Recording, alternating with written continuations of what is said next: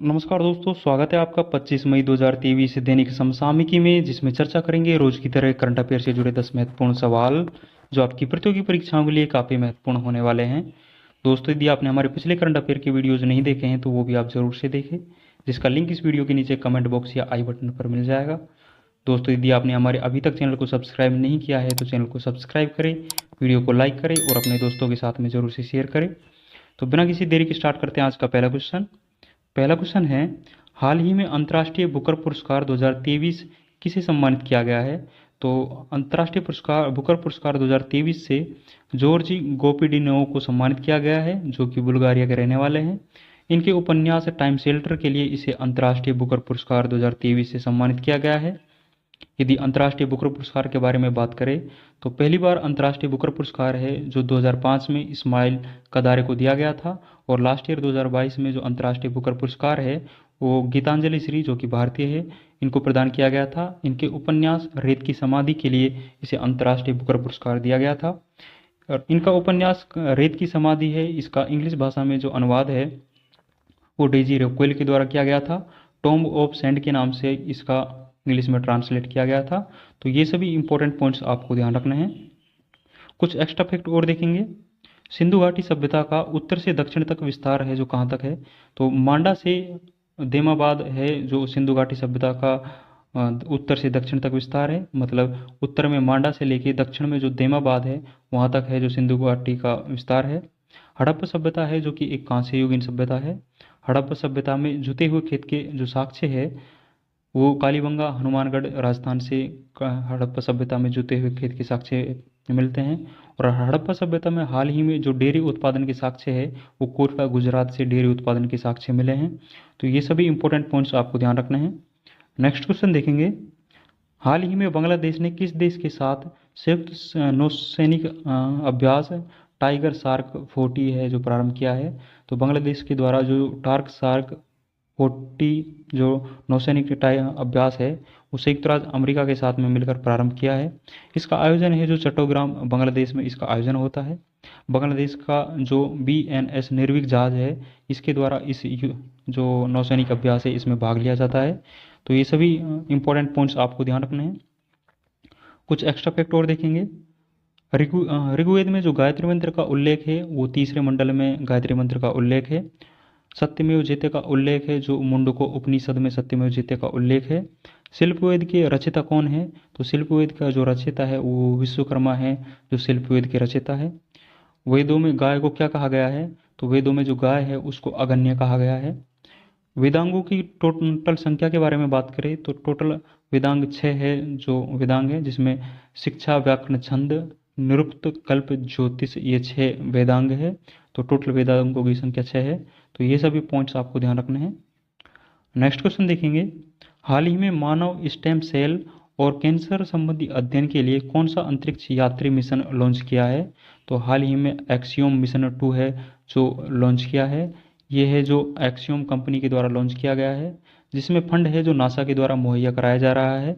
इस मिशन का जो प्रमुख उद्देश्य है वो अंतरिक्ष में मानव स्टेम सेल और कैंसर संबंधी रोगों का अध्ययन करना इस मिशन का प्रमुख उद्देश्य है।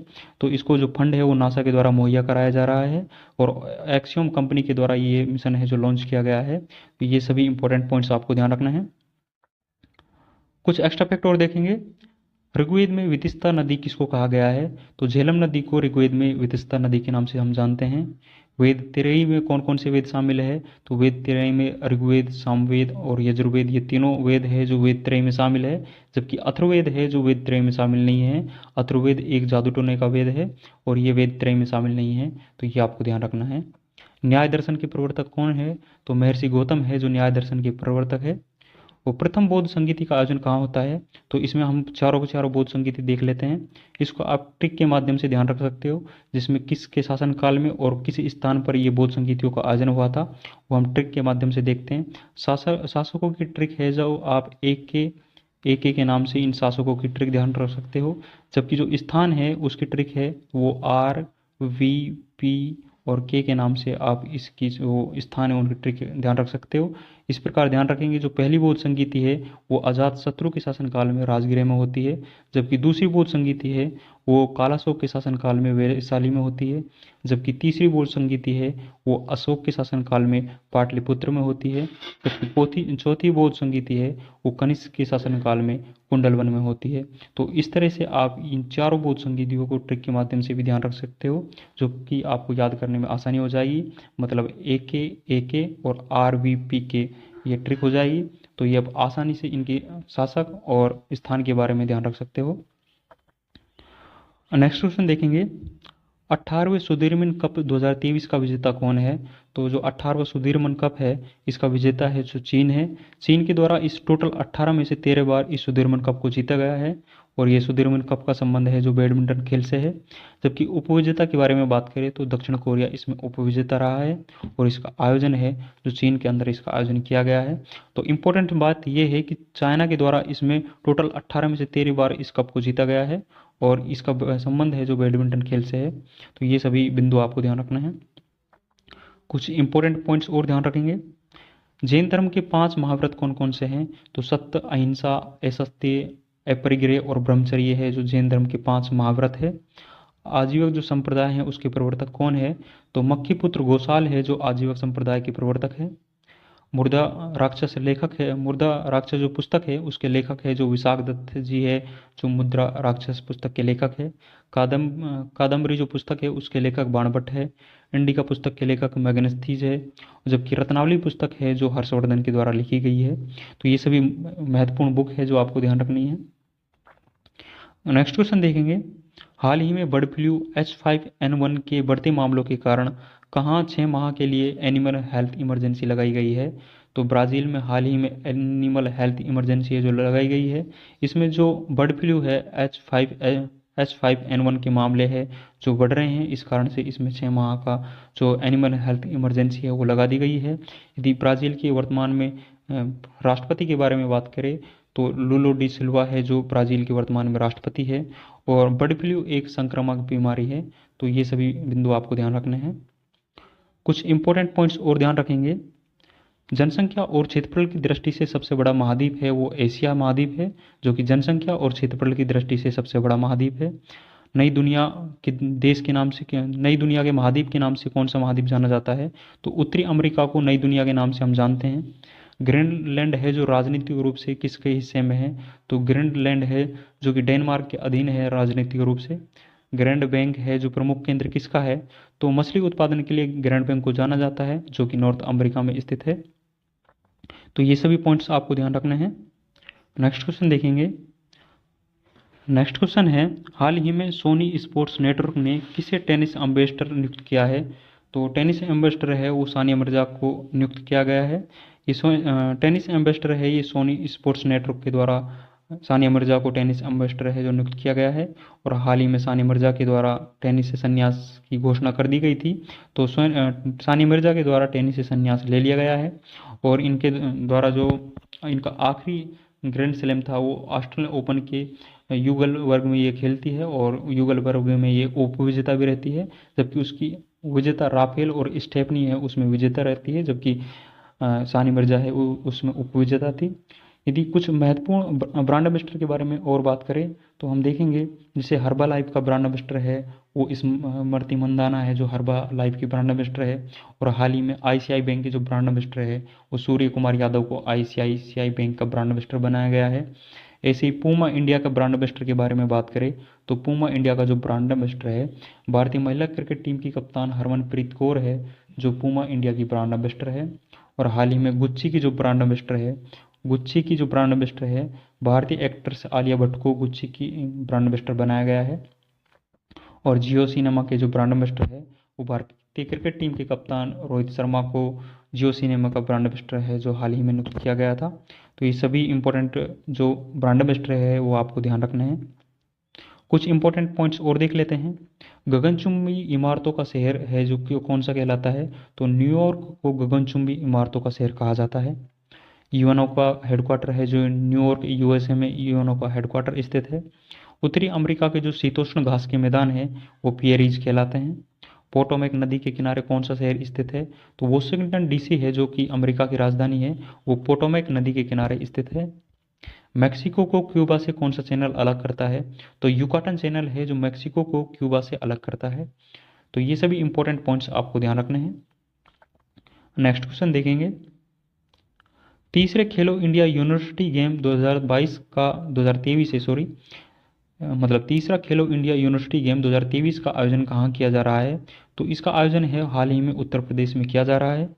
इसमें टोटल 21 खेल है जो शामिल होंगे और फर्स्ट टाइम जो यूनिवर्सिटी गेम है उसका आयोजन है वो ओडिशा में किया गया था और दूसरा जो यूनिवर्सिटी गेम है उसका आयोजन है जो बेंगलुरु में किया गया था। तो ये सभी इंपॉर्टेंट पॉइंट्स है जो आपको ध्यान रखना है। और तीसरे जो खेलो इंडिया यूनिवर्सिटी गेम है इसका आयोजन उत्तर प्रदेश के लखनऊ से इसको प्रारंभ किया जा रहा है। ये सभी इंपॉर्टेंट पॉइंट्स आपको ध्यान रखने हैं। कुछ एक्स्ट्रा फैक्ट और ध्यान रखेंगे। हाल ही में खेलो इंडिया यूथ गेम का वो जो 5वां संस्करण है इसका आयोजन है मध्य प्रदेश में किया गया है। तो मध्य प्रदेश में इसका आयोजन किया गया है। इसमें जो शीर्ष पर रहने वाला राज्य है वो महाराष्ट्र है जो इसमें शीर्ष पर रहा था। नेक्स्ट बिंदु है कि बेरिंग जल संधि है जो किस किस को अलग करती है? तो बेरिंग जल संधि है जो अलास्का जो कि नॉर्थ अमेरिका में स्थित है इसको रूस से अलग करने वाली है जो बेरिंग जल संधि है। उत्तरी अमेरिका की सबसे ऊंची चोटी कौन सी है? तो माउंट डेनाली है जो उत्तरी अमेरिका की सबसे ऊंची चोटी है। गेहूं की सबसे बड़ी मंडी के बारे में बात करें तो विनिपेग है जो कि कनाडा में स्थित है जो गेहूं की सबसे बड़ी मंडी है। तो ये सभी इंपॉर्टेंट पॉइंट्स आपको ध्यान रखने हैं जो कि आपकी परीक्षाओं की दृष्टि से काफ़ी महत्वपूर्ण है। नेक्स्ट क्वेश्चन देखेंगे। देश के सबसे बड़ा हाई कोर्ट भवन कहाँ स्थित है? देश का जो सबसे बड़ा हाई कोर्ट भवन है वो रांची झारखंड में स्थित है जिसका हाल ही में उद्घाटन भारतीय राष्ट्रपति द्रौपदी मुर्मू के द्वारा जिसका हाल ही में उद्घाटन किया गया है। ये जो हाई कोर्ट है जो भारतीय सुप्रीम कोर्ट है उससे 3 गुना ज़्यादा बड़ा है। ये आपको फैक्ट ध्यान रखना है कि जो रांची झारखंड में जिसका हाल ही में हाई कोर्ट का उद्घाटन किया गया है वो भारतीय सुप्रीम कोर्ट से 3 गुना ज़्यादा बड़ा है और इसका उद्घाटन है जो राष्ट्रपति द्रौपदी मुर्मू के द्वारा किया गया है। और द्रौपदी मुर्मू पूर्व में झारखंड की राज्यपाल के रूप में भी कार्य किया था। तो ये भी आपको ध्यान रखना है। कुछ इंपॉर्टेंट पॉइंट्स और ध्यान रखेंगे। महान झील में कौन कौन सी झील आती है वो देखेंगे जिनका पूर्व से पश्चिम में क्रम में हम उनको व्यवस्थित करेंगे। इनमें महान झील में 5 झील आती है जिनमें सुपीरियर, मिशिगन, ह्यूरोन, ईरी और ओंटारी झील है जो कि महान झीलों में आती है। ग्रैंड कैनियन नदी किनारे स्थित है। जो ग्रेट कैनियन है वो जो यूएसए में स्थित है कौन सी नदी के किनारे स्थित है? तो ये कोलोराडो नदी के किनारे स्थित है। अमेरिका और कनाडा के मध्य में कौन सी अक्षांश रेखा है? तो 49 जो अक्षांश रेखा है वो अमेरिका और कनाडा के मध्य में स्थित है। विश्व का पहला जो नेशनल पार्क है वो कौन सा था? तो येलो स्टोन नेशनल पार्क है जो कि विश्व का पहला नेशनल पार्क था। येलो स्टोन नेशनल पार्क है जो यूएसए में स्थित है। तो ये सभी आपको ध्यान रखना है। नेक्स्ट क्वेश्चन देखेंगे। हाल ही में अंतर्राष्ट्रीय बास्केटबॉल महासंघ एशिया के अध्यक्ष पद पर चुने जाने वाले पहले भारतीय कौन बने हैं? तो अंतर्राष्ट्रीय बास्केटबॉल जो महासंघ है उसमें एशिया के अध्यक्ष पद पर चुने जाने वाले पहले भारतीय है वो डॉक्टर के गोविंद राज है जो कि पहले भारतीय हैं इस अध्यक्ष पद पर चुने जाने वाले। और हाल ही में हॉकी इंडिया के जो अध्यक्ष है वो दिलीप टर्की जी को हॉकी इंडिया का अध्यक्ष जो बनाया गया है। और बीसीसीआई के जो वर्तमान अध्यक्ष है वो रोजर बिन्नी है। इनको सौरव गांगुली के स्थान पर बीसीसीआई का अध्यक्ष जो नियुक्त किया गया है। और आईसीसी के वर्तमान अध्यक्ष के बारे में बात करें तो ग्रेग बर्कले जी है जो आईसीसी के वर्तमान में अध्यक्ष है जो कि न्यूजीलैंड देश की ओर से पूर्व में खेलते थे।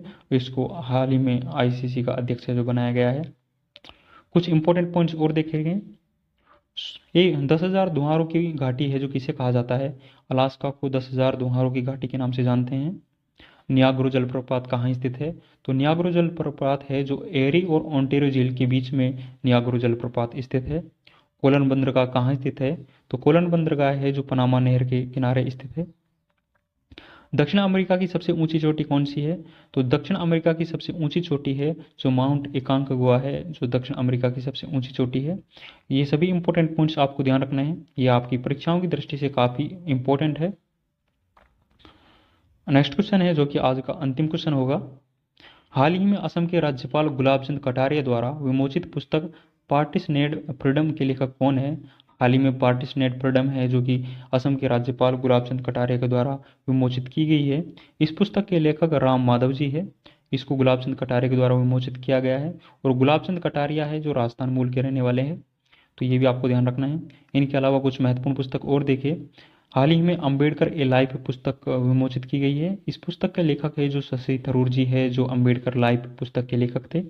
विक्ट्री सिटी पुस्तक के लेखक है जो सलमान रुश्दी है। मुंडको उपनिषद पुस्तक है जो कर्ण सिंह की पुस्तक है। तो ये पुस्तक से भी आपको ध्यान रखनी है। कुछ इंपॉर्टेंट पॉइंट्स और ध्यान रखेंगे। विश्व की सबसे ऊंची नौकायन झील कौन सी है? तो विश्व की सबसे ऊंची नौकायन झील है जो टिटिकामा झील, जो कि साउथ अमेरिका महाद्वीप में स्थित है, जो कि विश्व की सबसे ऊंची नौकायन झील है। आटाकामा मरुस्थल कहाँ स्थित है? आटाकामा मरुस्थल है जो नॉर्थ अमेरिका में चिली और पेरू की सीमा पर स्थित है, जो कि विश्व का सबसे शुष्कतम मरुस्थल है। तो आटाकामा मरुस्थल के बारे में ध्यान रखना है आपको, ये चिली और पेरू की सीमा पर स्थित है। विश्व की सबसे लंबी पर्वत श्रृंखला कौन सी है? तो विश्व की सबसे लंबी पर्वत श्रृंखला है जो एंडीज पर्वत श्रृंखला है, जो कि साउथ अमेरिका महाद्वीप में स्थित है। अर्जेंटीना में स्थित घास के मैदान है जो क्या कहलाते हैं? तो अर्जेंटीना में स्थित घास के मैदान है उनको हम पंपास के नाम से जानते हैं। विश्व का सबसे ऊंचा जलप्रपात है जो कौन सा है? तो एंजिल जलप्रपात है जो विश्व का सबसे ऊंचा जलप्रपात है, जो कि वेनेजुला नदी के किनारे स्थित है। तो ये हमने 10 इंपॉर्टेंट क्वेश्चन से जो डिस्कस किए हैं, जो आपकी परीक्षाओं की दृष्टि से काफ़ी महत्वपूर्ण है। दोस्तों, इन 10 क्वेश्चन की जो पीडीएफ है वो हमारे टेलीग्राम चैनल जीने स्टॉक पर मिल जाएगी, जिसका लिंक इस वीडियो के नीचे कमेंट बॉक्स में दिया हुआ है। वहाँ से जाके आप ये पीडीएफ है जो डाउनलोड कर सकते हो। दोस्तों, यदि आप चैनल पर नए हैं तो चैनल को सब्सक्राइब करें, वीडियो को लाइक करें और अपने दोस्तों के साथ में ज़रूर से शेयर करें। और यदि आपको वीडियो पसंद आती है तो इसको ज़रूर से साझा करें। और यदि आप कोई अपनी राय देना चाहते हैं तो वो आप कमेंट बॉक्स में दे सकते हो। आप सभी का सुझाव आमंत्रित है। तो मिलते हैं नेक्स्ट वीडियो में। Thank you. जय हिंद। धन्यवाद।